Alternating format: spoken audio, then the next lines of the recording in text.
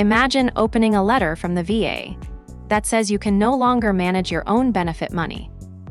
Someone else, appointed by the federal government, will receive your check, pay your bills, and decide what you can spend. For tens of thousands of veterans, that letter is real. Today we cover the VA Fiduciary program from start to finish. The Fiduciary program is one of the oldest functions of the Veterans Administration. It traces back to pension protections from after the Civil War, when Congress realized some beneficiaries needed help managing payments. The modern rules sit in Title 30, 8 Code of Federal Regulations Part 13. And the legal threshold is precise.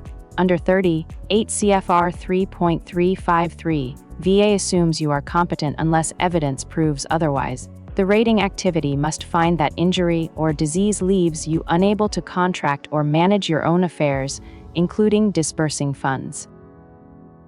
I want every veteran listening to hear this. A fiduciary appointment is not a moral judgment.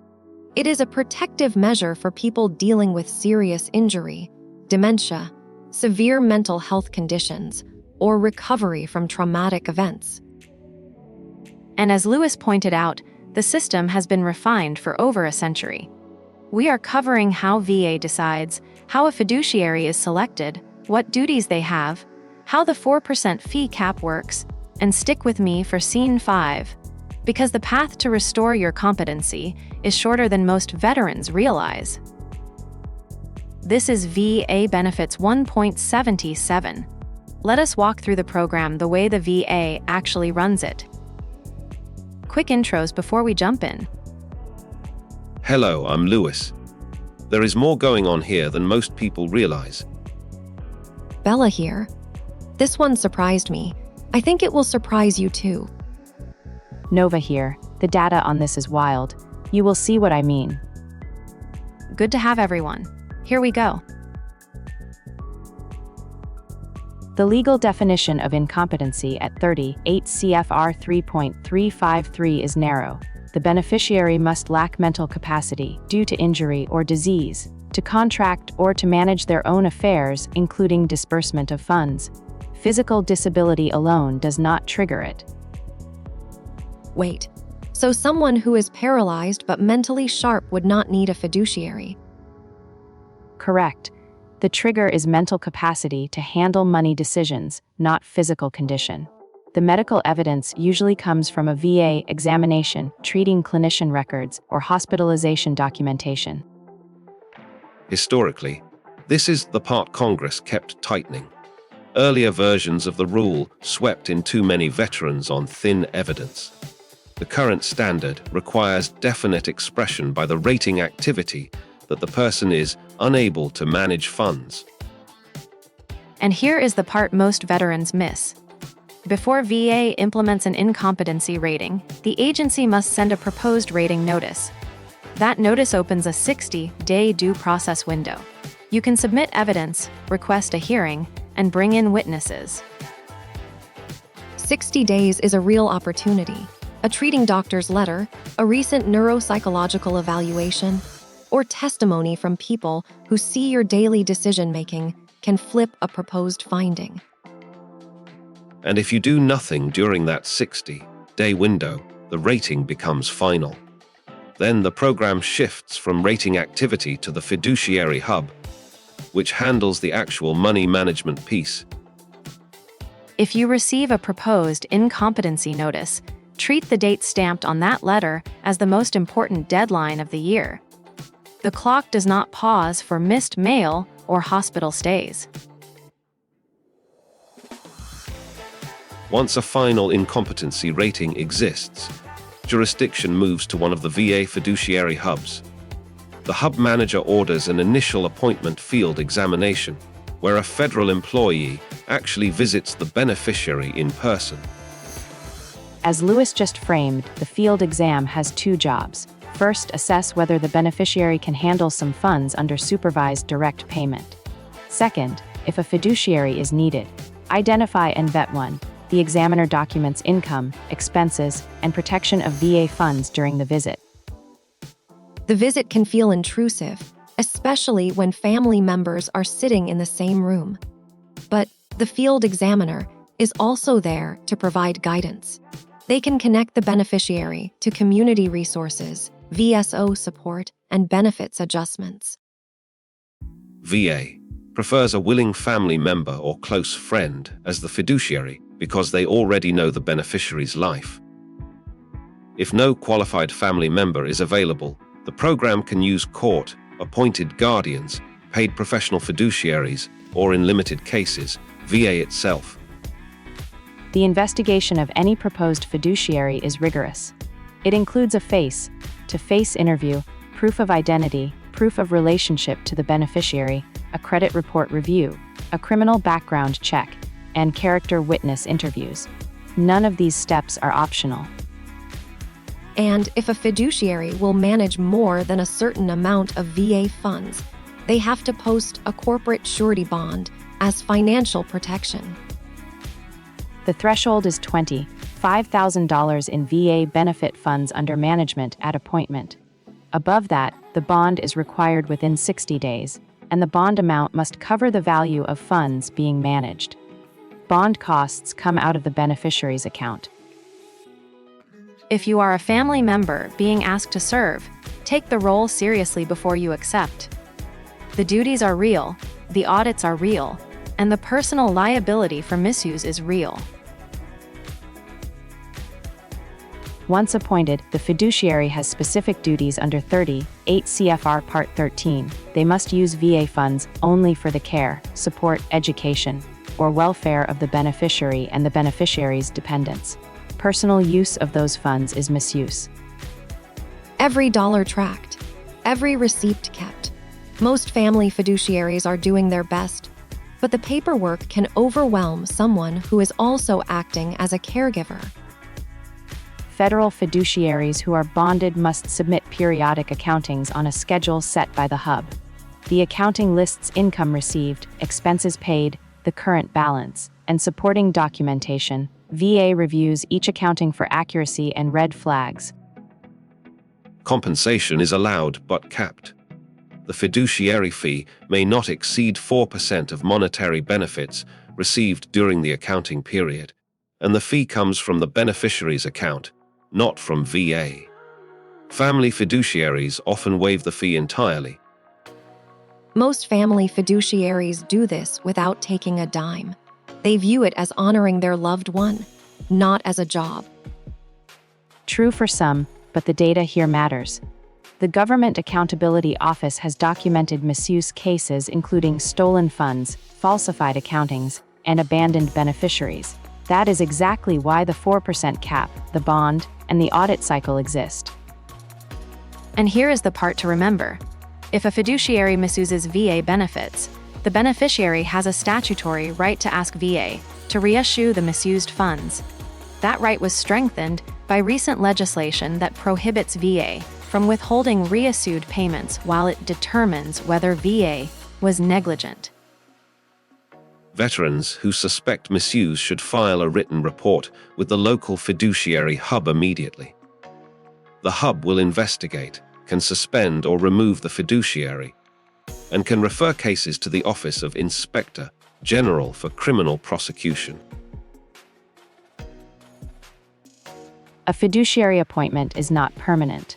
Like Bella has been emphasizing, this is a protective measure, and protection ends when the need ends. Veterans can request a competency restoration at any time after the rating is final. What kind of evidence does the VA actually look at for restoration? The standard is the same as the original incompetency rating, applied in reverse.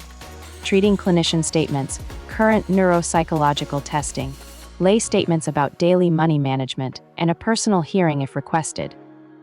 The veteran does not need to prove they never had a problem. They need to show present capacity. And here is the callback to Scene 2.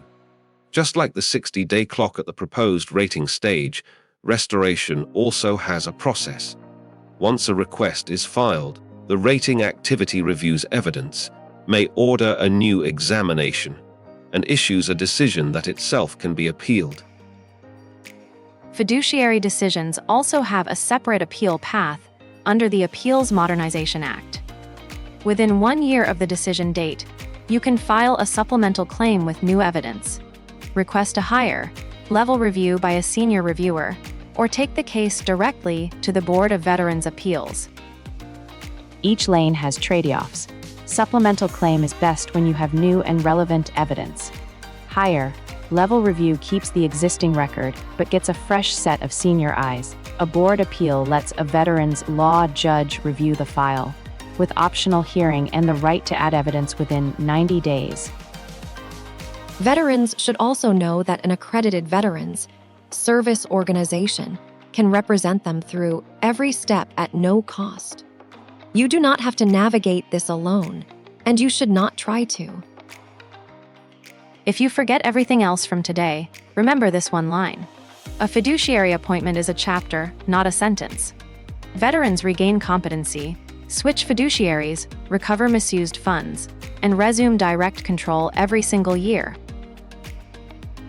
Drop in the comments whether you or a family member has been through a fiduciary appointment and what you wish you had known going in.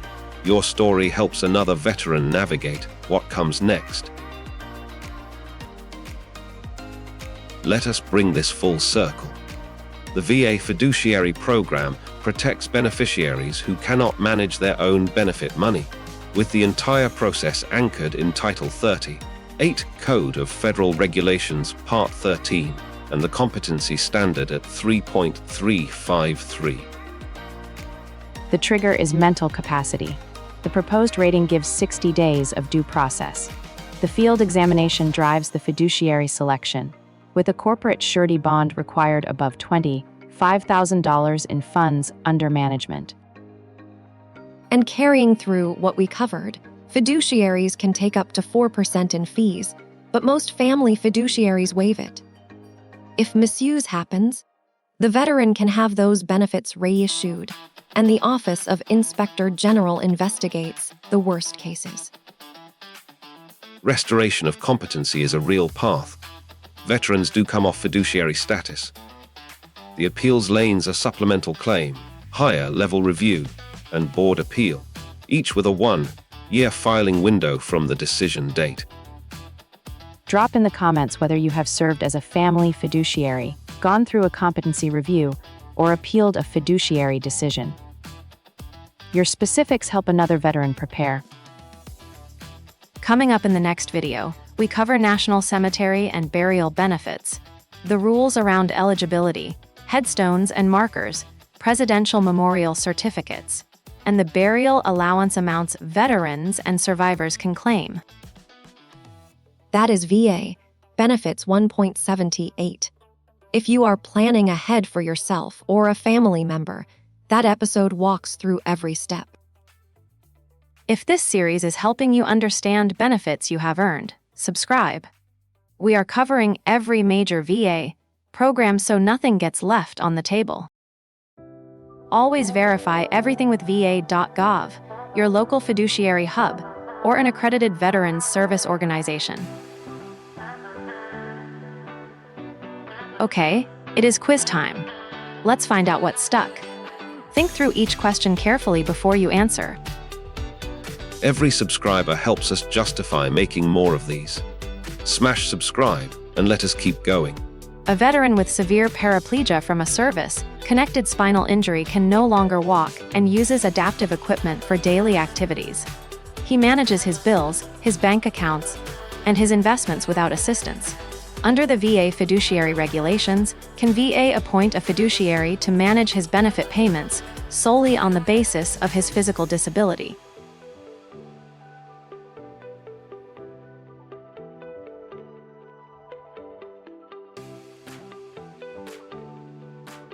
The correct answer is C, no, because the standard at 38 CFR 3.353 requires a finding that the beneficiary lacks mental capacity to manage their own affairs, not a physical disability.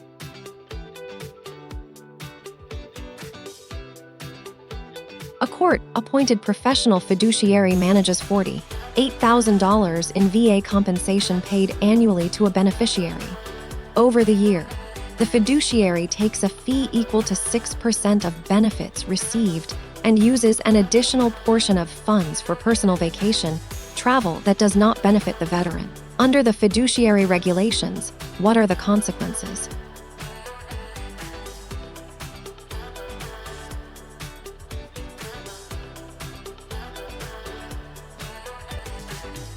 The correct answer is D.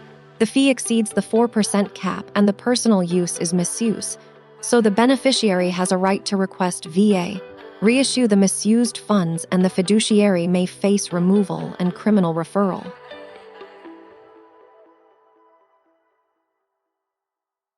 A veteran was rated incompetent 4 years ago following a serious traumatic brain injury and has been managed by a family fiduciary. After successful rehabilitation and recent neuropsychological testing showing restored cognitive function, the veteran wants to resume direct management of his benefits and disagrees with VA's most recent fiduciary status decision issued 7 months ago.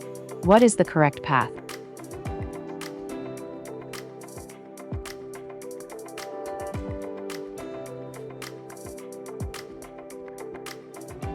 The correct answer is D. File a competency restoration request with new medical evidence and, in parallel, choose one of the appeal lanes within the 1-year window: supplemental claim, higher level review, or board appeal.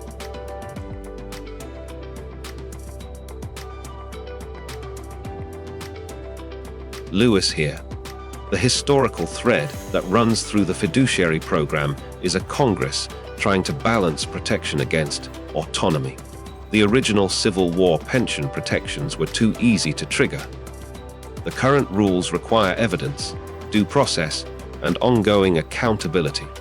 That balance is still being adjusted today. Nova jumping in. Hold on to the specifics. 38 CFR 3.353 for the competency standard, 60 days for the proposed rating window, $25,000 for the surety bond threshold, and 4% as the fiduciary fee ceiling. Those 4 numbers explain most of the program. And the piece I want every veteran and family member listening to take away is the human one. If you are caring for a loved one who needs a fiduciary, you are not alone.